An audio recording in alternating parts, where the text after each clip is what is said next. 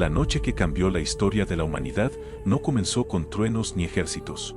Comenzó en silencio, en el interior de una ciudad bulliciosa, bajo la tenue luz del atardecer en Jerusalén. Era la noche que los creyentes ahora llaman Jueves Santo. Pero en el año 33 DC, nadie en esa ciudad comprendía del todo que se encontraban en el centro de la historia divina. Elegido, imagina la tensión en el ambiente. Las calles rebosaban de voces, pasos, oraciones y esperanza.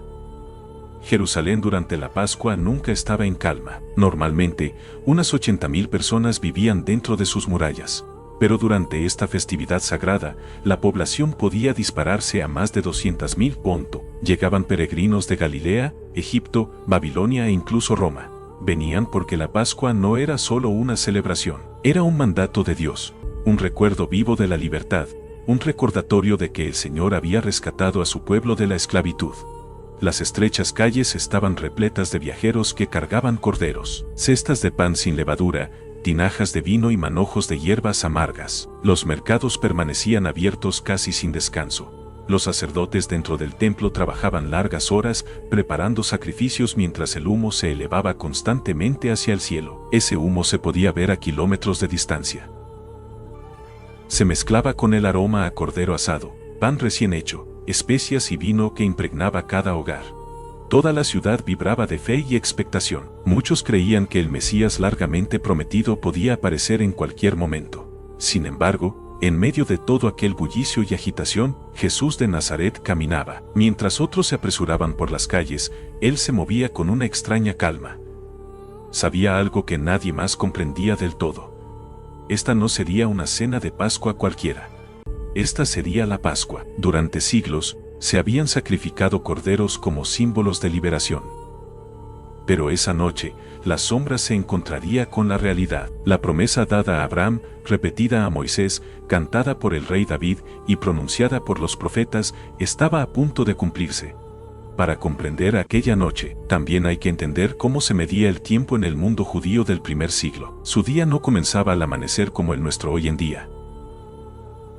En cambio, el día comenzaba cuando se ponía el sol y aparecían las primeras estrellas en el cielo. Esto significa que el Jueves Santo de Jesús comenzó en realidad en lo que hoy llamaríamos la tarde del miércoles. A medida que la oscuridad cubría Jerusalén, comenzaba un nuevo día sagrado. Fue durante esas primeras horas de la noche, cuando comenzaron a desarrollarse los acontecimientos que condujeron a la última cena.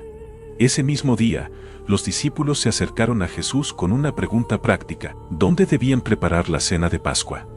Jesús respondió de una manera que sonaba misteriosa pero precisa. Les dijo que entraran en la ciudad y buscaran a un hombre que llevaba un cántaro de agua. Cuando lo vieran, debían seguirlo hasta la casa donde entrara y preguntar al dueño dónde podría el maestro celebrar la Pascua con sus discípulos. Esta instrucción puede parecer sencilla, pero en esa cultura era una señal clara. Llevar cántaros de agua solía ser tarea de mujeres. Un hombre haciéndolo destacaría en una calle concurrida. Era como una señal oculta en medio del caos. Pedro y Juan siguieron las instrucciones al pie de la letra. Encontraron al hombre, lo siguieron y prepararon todo exactamente como Jesús había dicho. Preparar una cena completa de Pesaj no era fácil. Tenían que comprar el cordero, llevarlo al templo para el sacrificio y seguir las antiguas instrucciones del Éxodo. También reunían pan sin levadura, hierbas amargas, vino y una mezcla especial de frutas, nueces y especias llamada jaroset, que les recordaba al mortero que usaban los esclavos hebreos en Egipto. Cada detalle importaba, nada era casual. Todo esto ocurrió antes del atardecer, pues al amanecer, la comida debía estar lista. El lugar era una habitación en la planta alta, lo suficientemente grande para que 13 hombres se reunieran alrededor de una mesa baja. En aquel remanso de paz en el monte Sión, lejos del bullicio de las calles, la historia aguardaba su desarrollo. El cordero elegido había llegado, y la noche del destino había comenzado. La comida en aquella habitación superior continuó según la antigua tradición de la Pascua, un ritmo sagrado practicado durante generaciones. Cada acción tenía un significado. Cada copa de vino y cada trozo de pan encierran una historia de libertad, sufrimiento y la promesa de Dios de rescatar a su pueblo. Sin embargo, algo estaba a punto de suceder que nunca antes había ocurrido en ninguna Pascua. Después de la comida, en el momento de la tercera copa, Jesús tomó el pan sin levadura entre sus manos. La habitación quedó en silencio. Los discípulos esperaban las palabras habituales de todo padre judío durante la Pascua, pero lo que salió de su boca fue algo completamente nuevo. Dio gracias, partió el pan y dijo algo que cambió la historia espiritual para siempre. Este es mi cuerpo, entregado por vosotros. Haced esto en memoria mía. Durante siglos, el pan había recordado a Israel su huida de Egipto. Se le llamaba el pan del sufrimiento, el pan que sus antepasados llevaban consigo cuando escaparon de la esclavitud. Pero ahora Jesús lo relacionaba consigo mismo. Estaba diciendo algo audaz, algo casi impactante. La historia del Éxodo siempre había apuntado a él. Él era el cumplimiento viviente de esa historia. Entonces levantó la copa de vino. Una vez más, los discípulos esperaban palabras conocidas, pero Jesús pronunció una frase que ningún rabino había dicho jamás durante la Pascua. Dijo: «Oiga, esta copa es el nuevo pacto en mi sangre, derramada por ustedes. Elegido, detente un momento y reflexiona sobre el poder de ese instante». En pocas palabras, Jesús reveló la esencia del mensaje del Evangelio. El pacto entre Dios y la humanidad ya no estaría escrito en tablas de piedra como en tiempos de Moisés, sino en los corazones humanos. Los profetas habían hablado de esta promesa, especialmente Jeremías, y ahora Jesús declaró que había llegado el momento. Más tarde, el apóstol Pablo repetiría estas mismas palabras en una de las primeras enseñanzas cristianas. En su carta a los Corintios, Pablo recordó a los creyentes que cada vez que comen el pan y beben de la copa, proclaman la muerte del Señor hasta su regreso. Este sencillo acto se conoció como la Cena del Señor o Santa Comunión. Durante 2000 años, los seguidores de Cristo se han reunido alrededor de mesas, iglesias y lugares de recogimiento, repitiendo este momento sagrado. Cada trozo de pan partido es un eco de aquella primera noche en Jerusalén. Cada copa alzada es un recordatorio de que la redención se obtuvo mediante el sacrificio. Pero la tranquilidad de la comida no duró mucho. Durante la cena, Jesús se sintió repentinamente turbado. Su voz resonó con tal intensidad que los discípulos guardaron silencio. Entonces pronunció unas palabras que dejaron a todos helados. «En verdad os digo que uno de vosotros me traicionará». Aquellas palabras les cayeron como un jarro de agua fría. Los discípulos se miraron entre sí con confusión y temor. Ninguno podía imaginar que alguien de su grupo más cercano pudiera hacer tal cosa. Pedro le hizo una seña a Juan, que estaba sentado más cerca de Jesús, pidiéndole en voz baja que averiguara quién era. Juan se inclinó hacia Jesús y susurró: «Opa, Señor, ¿quién es? ¿Es you?». Jesús respondió de forma sutil, utilizando un gesto propio de los banquetes de la antigüedad. Dijo que sería aquel a quien él le diera el pan mojado. Luego tomó un trozo de pan, lo mojó en el plato y se lo dio a Judas Iscariote. En esa cultura, ofrecer pan mojado era en realidad una señal de honor. Era algo que el anfitrión hacía para demostrar respeto o amistad a un invitado. Incluso en ese momento, Jesús le estaba ofreciendo a Judas una última oportunidad para arrepentirse, un último acto de gracia. Pero Judas tomó el pan, luego se levantó y salió de la habitación. El Evangelio de Juan describe ese momento con una frase corta pero poderosa: «Era de noche». Esas palabras significan más que la hora del día.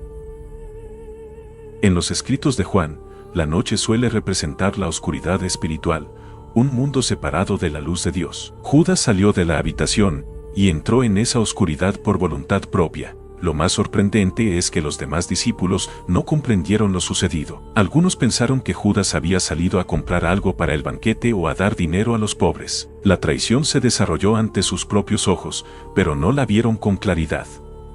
Tras la partida de Judas, Jesús comenzó una de las enseñanzas más íntimas registradas en toda la Biblia. Esta conversación, que se encuentra en los capítulos 13 al 17 del Evangelio de Juan, suele denominarse el discurso de despedida. Aquella noche Jesús habló de muchas cosas. Prometió que estaba preparando un lugar para sus seguidores. Afirmó ser el camino, la verdad y la vida. Prometió que el Espíritu Santo vendría como consolador y auxiliador. También dio un mandato que aún define la vida cristiana en la actualidad: ámense los unos a los otros como yo los he amado. Ese fue el fundamento espiritual de todo lo que vendría después. El camino elegido no era el poder, la riqueza ni la fama. El camino elegido era el amor sacrificial. Entonces Jesús alzó la vista al cielo y comenzó a orar. Fue una de las oraciones más poderosas jamás pronunciadas. Oró por sus discípulos, pidiéndole al Padre que los protegiera y los guiara. Pero luego oró por algo aún más asombroso. Oró por las personas que aún no habían llegado. Oró por aquellos que creerían en Él en el futuro, personas que escucharían el mensaje a través del testimonio de los discípulos. En otras palabras, esa oración trascendió los siglos. Elegido, esa oración te incluía. Incluso la noche anterior a su sufrimiento, Jesús pensaba en cada futuro creyente que buscaría la verdad, la esperanza y la salvación. La noche en el jardín de Getsemaní se volvía más densa con cada instante que pasaba. El aire era fresco, el suelo húmedo por la noche primaveral, y los olivos permanecían en silencio alrededor de Jesús mientras oraba arrodillado. Lo que allí ocurrió revela uno de los momentos más profundos de toda la historia bíblica. Lucas registra algo inusual que ha fascinado a médicos e historiadores durante siglos. Escribe que el sudor de Jesús se convirtió en gotas de sangre que caían al suelo. Esta rara afección se conoce hoy como hematidrosis. En momentos de estrés extremo, los pequeños vasos sanguíneos que rodean las glándulas sudoríparas pueden romperse, mezclando la sangre con el sudor. Lucas, conocido médico, describió lo que vio con gran atención. Pero el sufrimiento físico no era la verdadera carga que abrumaba a Jesús aquella noche. El temor no se limitaba a la muerte. Muchos fieles antes que él habían afrontado con valentía. La carga más profunda era espiritual. Jesús sabía que iba a cargar con el pecado del mundo entero. Cada mentira, cada acto de crueldad, cada momento de rebelión humana contra Dios recaía sobre él. Aquel que jamás había conocido el pecado ocuparía el lugar de los pecadores. Desde aquel jardín oró con total sinceridad. Lleva, Padre mío, si es posible, aparta de mí esta copa, pero no se haga mi voluntad, sino la tuya, oh elegido. En esa breve oración reside la esencia de la salvación. Muestra la perfecta obediencia de Cristo. En el jardín del Edén, hace mucho tiempo, la humanidad eligió su propia voluntad en lugar de la de Dios. Pero en Getsemaní, el segundo Adán eligió la voluntad del Padre, incluso cuando ello implicaba sufrimiento, donde la humanidad una vez le dijo no a Dios. Jesús dijo sí. 3 veces oró. 3 veces regresó con sus discípulos y los encontró dormidos. Habían prometido lealtad, pero el cansancio los venció. Jesús no estalló de ira. En cambio les habló con dulzura y verdad. Dao, el espíritu está dispuesto, pero la carne es débil. Esas palabras aún describen la lucha humana actual. A menudo, las personas desean hacer lo correcto, pero la debilidad las doblega. Jesús comprendió esa lucha mejor que nadie, conocía el corazón de sus seguidores y, aún así, los amó. Durante aquella hora oscura, Lucas registra otro detalle. Un ángel se apareció para fortalecer a Jesús. El cielo no ignoraba lo que sucedía en el huerto. El Padre lo veía todo. El mundo espiritual observaba cómo se desarrollaba el acto de obediencia más importante de la historia. De repente, el silencio del jardín se rompió. Antorchas parpadearon entre los árboles mientras un grupo de hombres armados se acercaba. Habían sido enviados por los sumos sacerdotes y los líderes religiosos. Judas Iscariote los encabezaba. Judas había preparado una señal para que los soldados supieran a quién arrestar. Saludaría a Jesús con un beso, el saludo respetuoso habitual entre un alumno y su maestro. Judas se dirigió directamente hacia él y le dijo: «Deis saludos, rabío», y lo besó.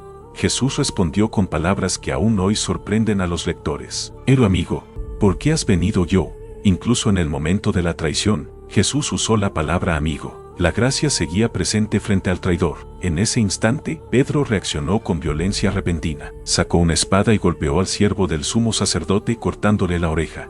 El siervo se llamaba Malco, pero Jesús detuvo de inmediato el caos. Le dijo a Pedro que guardara la espada. «Oca quienes viven por la espada morirán», afirmó. Entonces reveló algo asombroso. Explicó que si se lo pedía al Padre, miles de ángeles podrían aparecer instantáneamente para defenderlo. Una legión romana tenía unos 6,000 soldados. Jesús dijo que podrían venir más de 12 legiones de ángeles. Esos son más de 70,000 guerreros celestiales. Pero él no los llamó. En cambio, en un último acto de misericordia antes de su arresto, Jesús tocó al hombre herido y sanó su oído. Reflexiona sobre ese momento. El último milagro de sanación antes de la crucifixión se realizó en alguien que había venido a arrestarlo. Poco después, el miedo se apoderó de los discípulos. Uno a uno, huyeron hacia la oscuridad. Incluso los seguidores más fieles desaparecieron en la noche. Jesús se quedó solo mientras los guardias se lo llevaban para interrogarlo. Y así, el Jueves Santo llegó a su fin. Desde un punto de vista humano, parecía que todo se había desmoronado. El maestro había sido arrestado, los discípulos se habían dispersado, el traidor había desaparecido entre las sombras. El cielo sobre Jerusalén parecía silencioso, pero el cielo no estaba en absoluto en silencio. Todos los sucesos de aquella noche habían sido mencionados mucho antes. Los salmos describían la traición de un amigo íntimo. El profeta Zacarías mencionó 30 monedas de plata, el precio pagado a Judas. Jeremías habló de un nuevo pacto escrito en corazones en lugar de en piedra. Isaías describió a un siervo sufriente, herido por los pecados ajenos. Nada de esto fue casualidad. Aquella noche del jueves no fue un fracaso del plan de Dios. Fue el momento preciso en que la profecía, el sacrificio y la redención confluyeron. Elegido, esta historia no es solo historia antigua. Resuena en tu vida hoy. Cuando los creyentes se reúnen y parten el pan en memoria de Cristo, regresan espiritualmente a aquel aposento alto. Cuando alguien ora en medio del dolor y la confusión, está junto a Jesús en Getsemaní. Y cuando alguien se siente traicionado, abandonado o abrumado, no está solo. Aquel que oró en aquel jardín comprende todas las luchas humanas. Pero he aquí una verdad que jamás debe olvidarse. La historia no terminó en aquel jardín. El arresto fue solo el comienzo de la mayor victoria en la historia espiritual. Aquel que se arrodilló en el polvo de Getsemaní resucitaría. Aquel que se dejara llevar vencería a la muerte. Y aquel que oró por los futuros creyentes aquella noche sigue llamando a la gente hoy en día. Elegido, recuerda esto con absoluta claridad. La noche parecía oscura, pero el plan de Dios ya avanzaba hacia la resurrección. La cruz se acercaba, pero también la tumba vacía. Y el rey que salió de aquel jardín rodeado de soldados regresará algún día en gloria. Esa promesa sigue en pie.